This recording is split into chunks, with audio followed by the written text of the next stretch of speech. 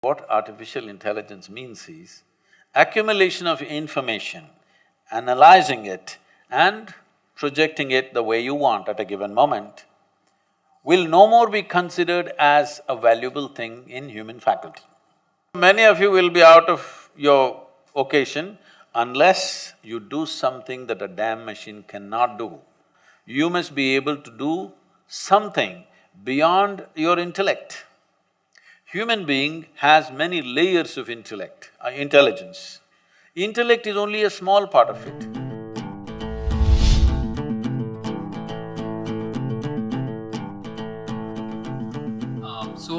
In today's technological world, we know that artificial intelligence and robotics are taking over.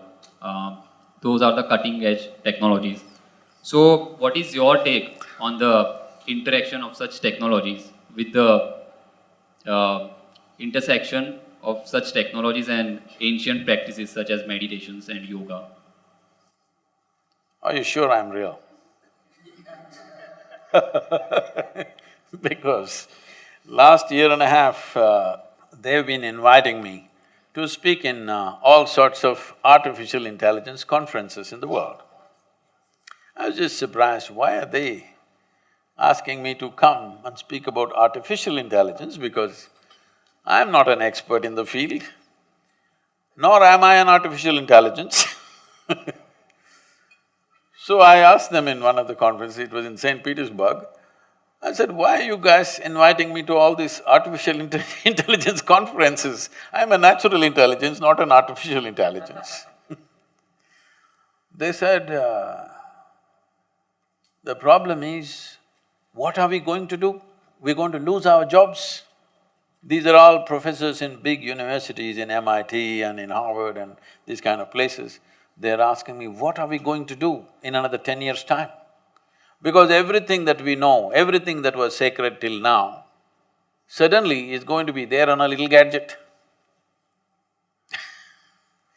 You must understand this, what artificial intelligence means is accumulation of information, analyzing it and projecting it the way you want at a given moment will no more be considered as a valuable thing in human faculty. Because a simple gadget will do it much better than any human being. Already that Google lady is looking smarter than any of you, isn't it? She looks smarter than me, it's okay, I'm not educated, but you guys she's looking smarter than any of us or no? Anything you ask, without batting an eyelid, she tells us. So, it's going to that place where intellectually everything that you perform will look stupid or meaningless. This happened to me when I was about 13 years of age, I think, 13 or 14, 13 I think. For the first time I saw a flatbed calculator, this Panasonic calculator, you know. At that time it was 110 rupees, very expensive. You drink a coffee for more than that today. But 110 rupees, Panasonic, Sony was 125, so we buy the cheaper one, 110 rupees Panasonic. And they show me this, I never bought them. Somebody brought one and they showed me, tuk. Results. Then first thought that came to me is, why the hell am I wasting my life in the mathematics classes? I said, all I need is this, I don't have to go to the math class. Whatever question you ask, tuk.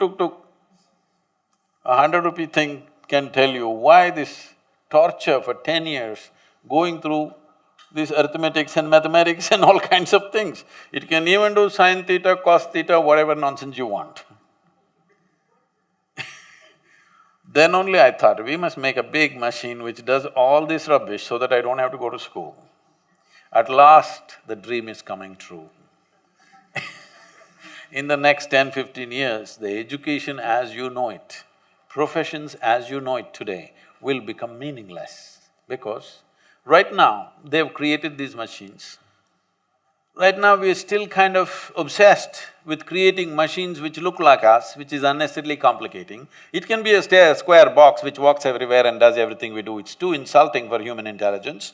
So, we're still making it look like a human being. If something is intelligent, it must look human in our mind. But slowly, for the sake of economics, somebody will make one tall box which does everything that you do, okay? Time is coming for that.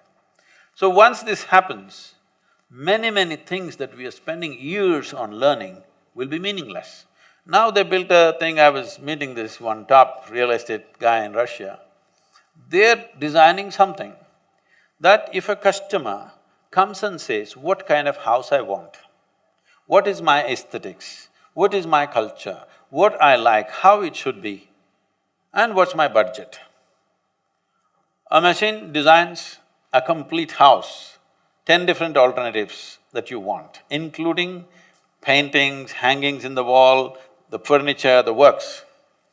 Now they're saying in another 5 to 7 years, they're saying, it can even print the house and build it. So just imagine the design, guys. So many of you will be out of your occasion unless you do something that a damn machine cannot do. All of you should gear yourself for this now. You must be able to do something beyond your intellect. Human being has many layers of intelligence. Intellect is only a small part of it. Right now, our education system is completely dedicated to intellectual development of the human being, and we think that's the grandest way to live. No, it is not. We can explore that if we have the time. But in the yogic way of looking at things, we look at human intelligence as 16 parts. If you explore other dimensions of intelligence, only then you will be relevant when everything intellectual. Intellectual means your intellect cannot function without accumulated data. Yes or no? Hello? Yes. Your intellect cannot function without accumulated data, is that so? Now, whatever is data assimilation, analysis and execution of that analysis, a machine will do better than you. A human being can always make mistakes, can always fudge information, but a machine is clear-cut. It will simply do those things. So everything that you can do intellectually will be meaningless in another 10 to 15 years' time. Maybe in India it will take 20 to 25 years' time, but inevitably it's going to happen. So you must be equipped with something beyond your intellect. When I say beyond your intellect, there are many ways to look at it. I will make a simplistic example. Simplistic because if we go into more sophisticated examples, we'll have to do a lot of exploration. We don't have that kind of time today. For example, what did you eat for lunch? Maggie. You are on Maggie?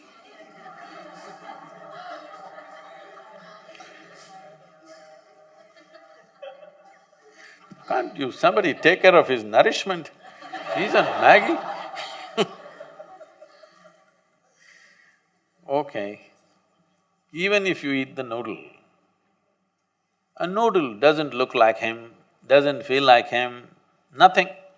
But this noodle he eats, within 3-4 hours' time, this Maggi noodle has become a human being, isn't it? Yeah, part of it. It's become part of the system. So you are manufacturing such a complex machine with Maggi noodles.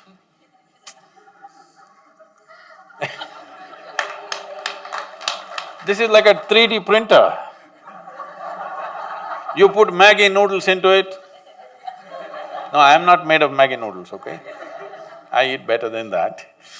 But you put a chapati into this becomes a human body. This is the most sophisticated machine on the planet. You're manufacturing this with whatever food that you eat. And the food that you eat is just the soil that you walk upon. Yes or no? And it stands up. Isn't this a 3D printer? Hello? Does that intelligence exist within you or not? Not even in your brain, in your gut? It does. It does. It does. So if only you found conscious access to this dimension of intelligence, you would live magically, isn't it? Then artificial intelligence won't disturb you, you will be very happy because all the menial jobs if the machines do, what a wonderful world. I'm looking forward to that.